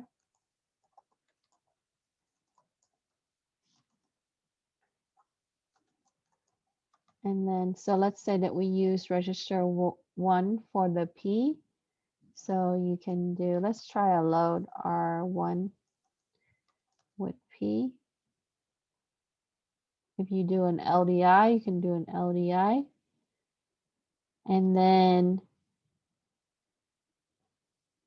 we can in R2 hex 0, ODR2 with a Q, and R3 with the hex 0, we clear. So here what I did was I clear R1, I load P to R1, I clear R2. Hey, Professor, it doesn't matter since you're using the hex, or we can use the hashtag as well, right? Yeah, as long as it's under 9, 0 through 9. We load Q to R2.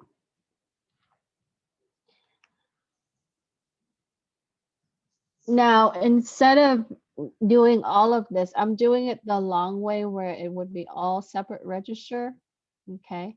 The shortcut is, okay, so you can go on and do like tons more lines in this, and it's still going to come back to only one register and one value. Okay. So I can skip. I have a shortcut to this. So remember that Z plus 4D in hex is going to be equal to that. So just look at this part only. Okay. So if we do it this way, we can go on forever, and that's going to take a long time, right? So let's do a shortcut to that. Let's say that if I wanted to load Z to R1,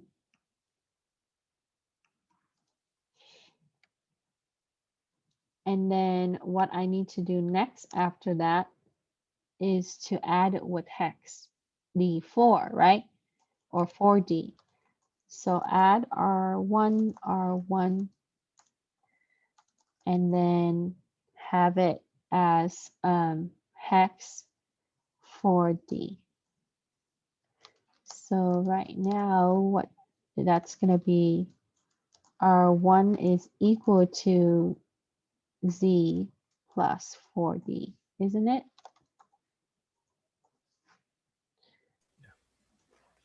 Okay. Then Eric mentioned in the chat that we can LDI, so if you use LDI here, you can point to it, but what you can also do is if you do an add with a 0,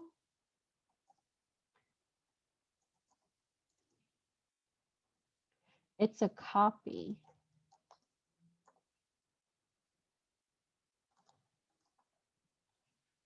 Okay. So when you remember, because when we add 1 with a 0, it's a 1, right? A 0 with a 0, it's a 0, right? So anytime you add a 0, it is itself. So if I take register, the value in register 1, which is Z plus 4D, I add it with the 0 and I throw it on register 2, it's a copy of whatever that was in the register 1. And you can do it this way for the rest of the value.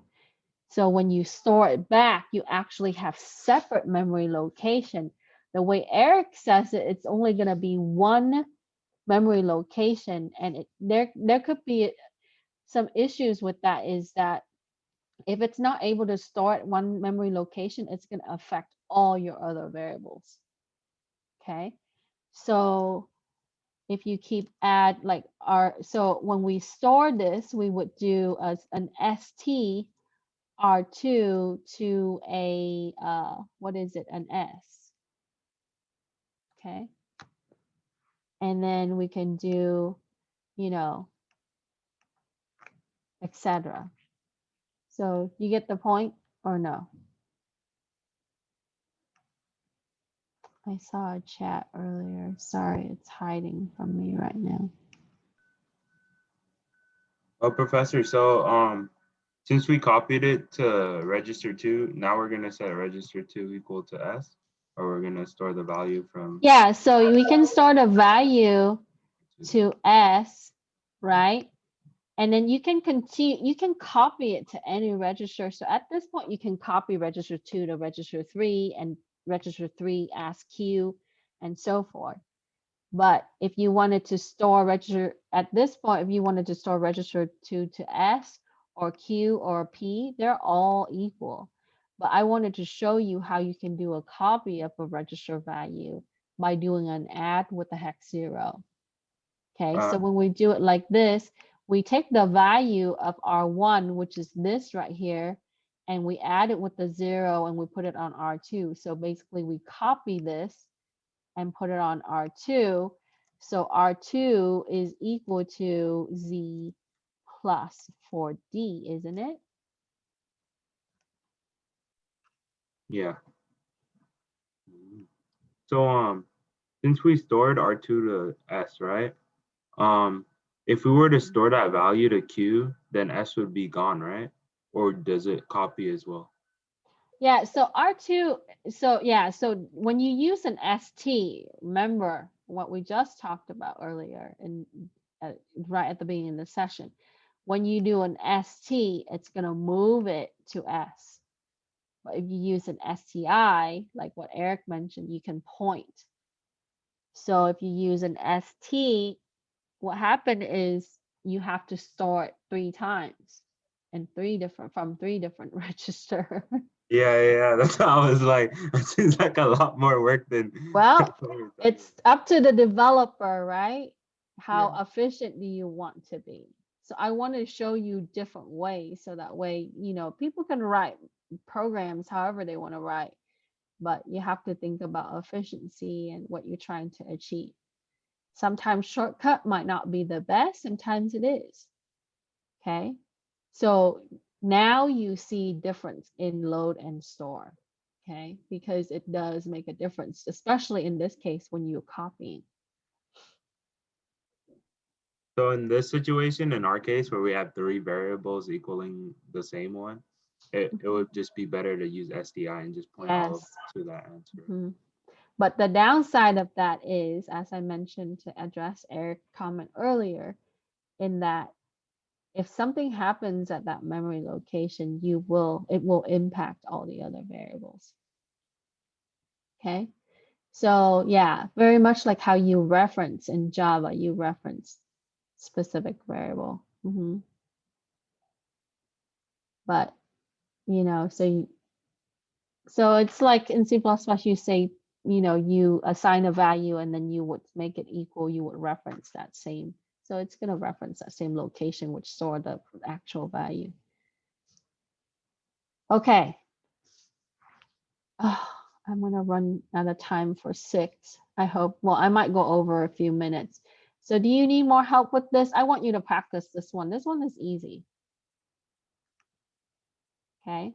I want to explain the last one and I want to show you so that way you're clear. Because the last one got conditions. Okay, so finish that one. I got you started on that one, so you're all right. Number 5, it talks about branch. Branch, negative, 0, and positive. Branch instruction is to use to section your code indicated with the label. Remember we talked about how we would control how our program is going to flow. This is for flow control. So if the bit indicated by N that will be set to the previous, this is important to know. If the bit, so when you see BRN like this, lowercase n, it's gonna set by the previous instruction as negative. So if you do a subtraction in the previous line, let's say I do a 2 minus a 1, and at that point, the result and the register holds a negative value, it's going to check true for negative. Okay. So the example is like this. If I do like an R1, R2 like this, and at this point, if R1 is, let's say, a negative 1, then when you branch it on the next line, okay, that's going to check true because it's going to go to the previous line and it's going to say, oh, was that value negative? If it is, then it's going to do whatever there. Think of it like an if. Okay. But if it's not, then it's just going to move forward. So here it says that it's going to check for the negative bit, 0 checks for the 0 bit, positive checks for the P, which is for positive. And you can do RET for return. Return returns the subroutine using register 7 with the base address. Okay, so it's going to use that as a base address and it's going to give you the return there. It's equivalent to jump 7. JSR is how you call the method or the subroutine. You know how in C++ when you do a main and you do a function call there inside the main, so we can create a function and we just do a JSR that would call that subroutine or that method or that function. Okay, so what it does is it puts the address of the next instruction after the JSR instruction into R7 and jump the subroutine to indicate the label. So we would make a label for our function, let's say compare. In the next program, you see that we're going to operate for that function. We want to make it do a task. And when we wanted to call it, we're going to do a JSR compare and it's going to call that function. Okay. All right, let's look at this. So here's this program and I commented everything to help you out, but you don't have to comment every line if you already understand it. I clear my registers.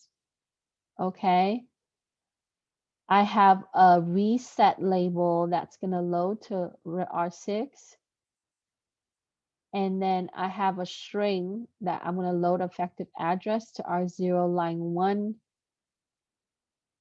Then I'm going to output that string. So it's going to put it show line 1 on console. it's going to obtain a value because it's going to prompt the user to enter something. Then it's going to read that input character, and then it's going to show the input. Then it's going to ASCII convert it. Right? Remember that we did last week. So we ASCII convert it. We convert the input to register 1. Then we are going to have it show again for line 2. So load effective address to display, and it's going to show line 2. Obtain a second input, show the input, ASCII convert the input. So whenever you have user input and output, you're going to have to ASCII convert it. And at this point, we want to call the function which we will define on the bottom. So think about C++, right? We prototype it at the top, then somewhere we would define it, and then in the main, we would call it.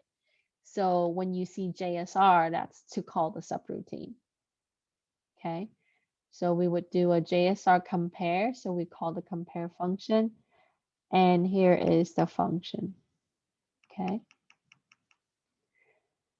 So we would use a label to start our function. It's because that's the way that we can section our code and use that label to jump back and forth. So you can have 20 functions and it's going to use 20 different labels. So in the function we clear R3, we're going to set up the negative, right? So we're going to not R2. And what do we see in R2? Did you recall? R2 is an input, right? Remember the second input that they have? So what you're doing is you're going to take one input, you're going to have another input, and you add them together, and you ASCII convert that and then add them. So here with this R2, we're going to 2 complement R2. So you're going to take the second, we're going to subtract the first input with the second input. So if I have a 5 and I subtract a 2, I should get a 3 after it ASCII converted. Last week we did addition. This week we're going to do subtraction. Okay, so it's almost, you know, the flow is about the same, but subtraction requires additional branching. So here you subtract the 2 input, you compare them. If it's negative, okay, so you're going to branch neg, and you're going to use a label for that. It's going to copy the result to register 3. If it branch positive, if it checks, so when it subtract, if it's negative, it's going to show negative, right? It's going to display that. That's what I'm trying to do. When it subtract, if it is positive, it's going to display the positive, okay? So we wanted to do and this is like using an if here. So if it's negative, when negative, it's going to copy the result to R3. If it's positive, copy our result to R3. And if it's the same, then it's going to copy it's going to clear R5 and it's going to add the first input to R5. So then we're going to return because we have to return from the function.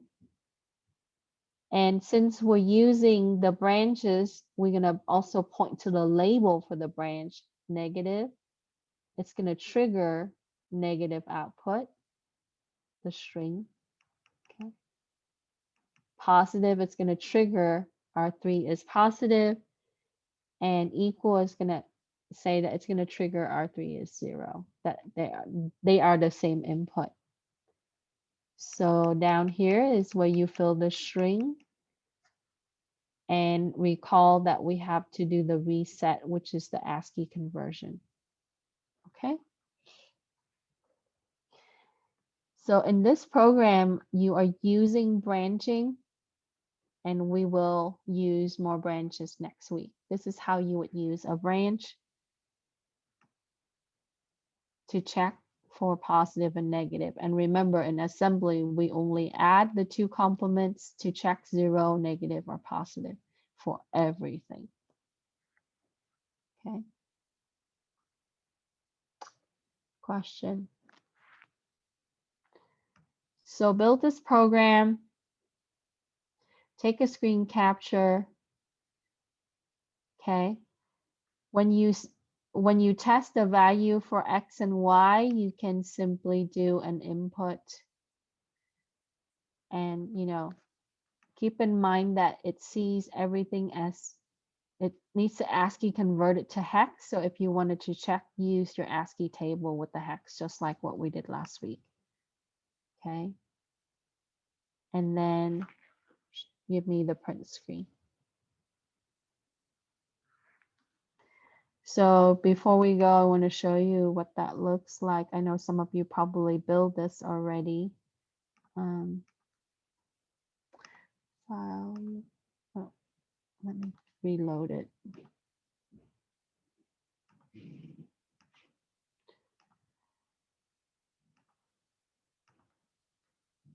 Okay, so this is my program to start. I assembled it already. So this one, you will see stuff in the console. So I have the first input. So let's say I put in a 6. The second input, I put in a 4. And it tells me 6 is greater than 4. So my program works. I checked this several times already. So you can test it with the value and see if it works. But keep in mind that it's ASCII converted to hex. Okay. Question. Okay.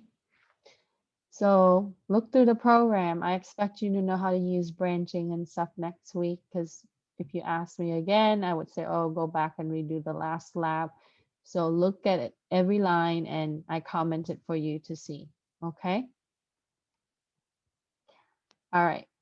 Type your name into the chat if you have any questions. I'll come back to the first program and see, or the second program, and see why it was throwing funky thing into the register. And I will see you on Tuesday. If you have questions, I know that Musamim had a question. So if you want to stick around and ask questions, you're welcome to do that. I'll be around for a few more minutes. Oh, Professor, so you say you're gonna check the lab 2, or not lab 2, the second Exercise exercise? 2. Yeah, Yeah. I think you're fine the way it is, but I just wanted to check the calculation with the hex. Okay, so it's fine if we submit it the way it is? Yeah, I'll come back and I'll explain to you guys why it's doing that, if it was an error on my part, but yeah. Okay, no problem. Bye, Okay. Professor. Have a good night. Good night. Bye. Good night. Bye. Hi, Professor. Bye. I hope you're able to get some rest. Yeah, I hope so too. It's okay. It's the end of the week. I'm fine. Any other questions? Good night. Okay. So let Hi, me, Professor. hi. I wanted to see what it's doing to you. So let me let you I do actually the, figured it out. It's so silly. oh. It was apostrophes, so the quotation marks, it just looks different on the simulator online. Okay. So I just cleared it and put it back and put it on online, and when I typed it in online, it was fine. It's Okay. literally just, Yeah, just be careful with the symbol. That's usually the case. So, okay, you got it working. I'm glad. No, yeah, I got it working, so it's fine. Okay, fantastic. Thank Now you you. can do Have a the good other night. exercises. Yeah, Bye. I can. Okay, take care. Any other questions? I have a question. Mm-hmm.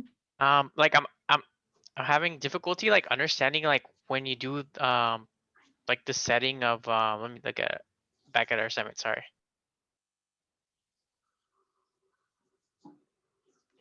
For exercise 4, I'm receiving. Oh yeah, go ahead, Louis. Like when you do a.fill and then you put the hexadecimal value, is that the address, right? The X3 3102. But when you look at the simulator, you got to look at the value in the third column, not the address on the most left on the first column. Because when you fill it, think of it like arbitrary address that's hexadecimal. So it's like assigning a value, but it is at that location. Okay, so it's like this. Because I think in C++ it's saying A is equal to like 3000, right? Is it the same thing? Yeah. Okay. So when you load the program, this is what's happening, right? When you load this program, so let me stop this program and then reload it. Oh.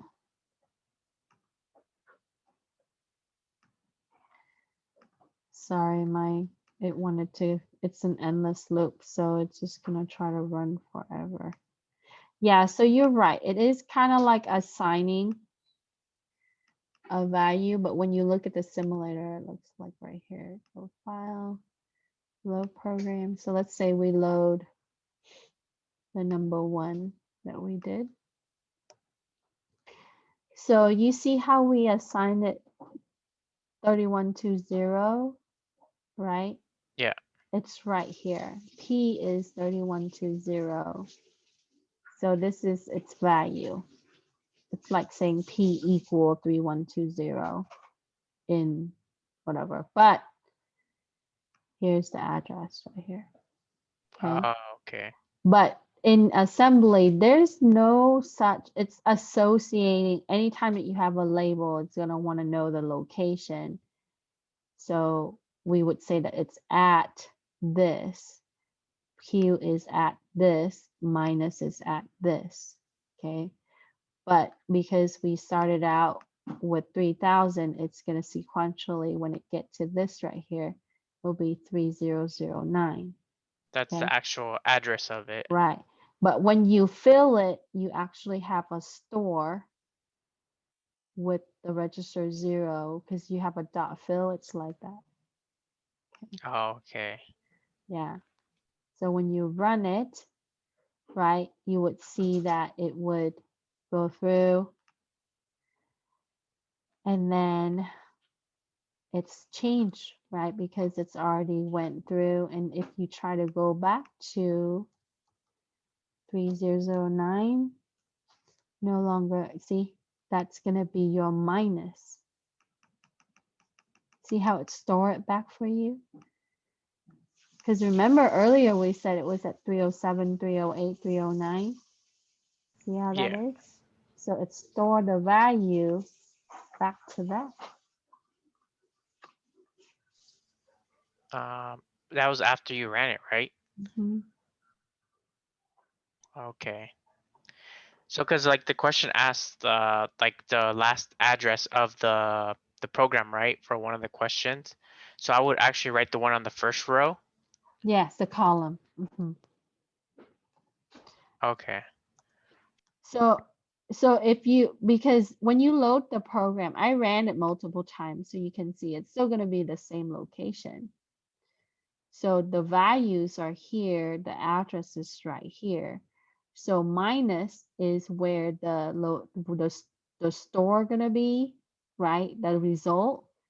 See how the address is right here, and we store it back.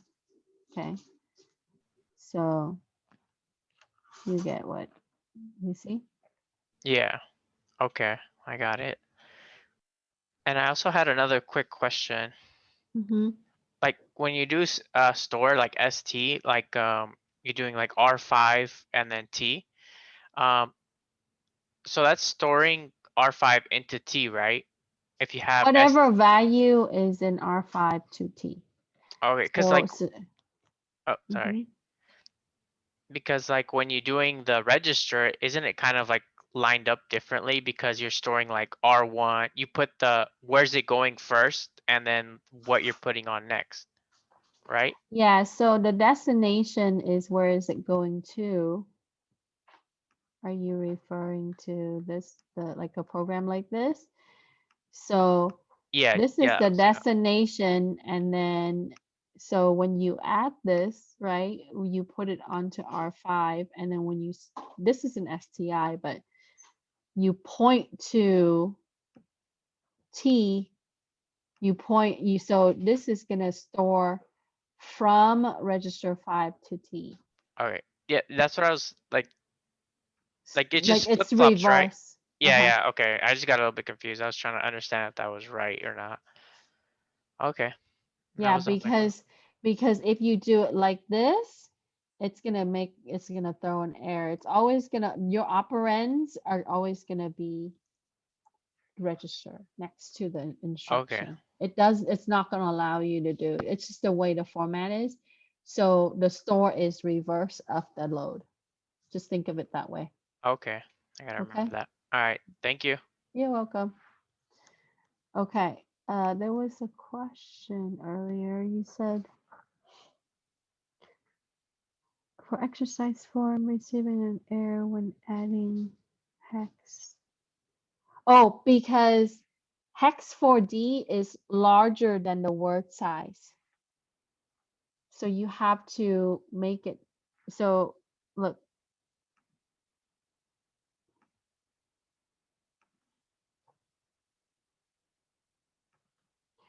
So when you do a 4D, remember that this is 8-bit, 8-bit, okay?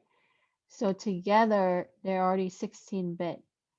In LC3, the word size is 16 with the first 4-bit as an opcode, right? As instruction. So when you do an add, right? Add register and then the value that's larger than 5 bits, it's gonna throw an error. So what you have to do is you have to break it into multiple lines. Okay, good point. So when you do it like this, what you have to do is first, right? You have to make it into a smaller value.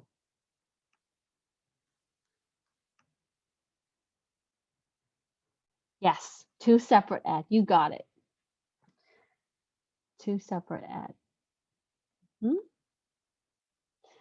Clever. Good night. Eric, do you have any question?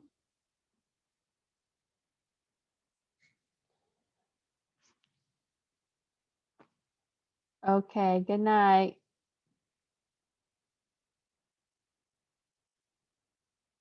Bye.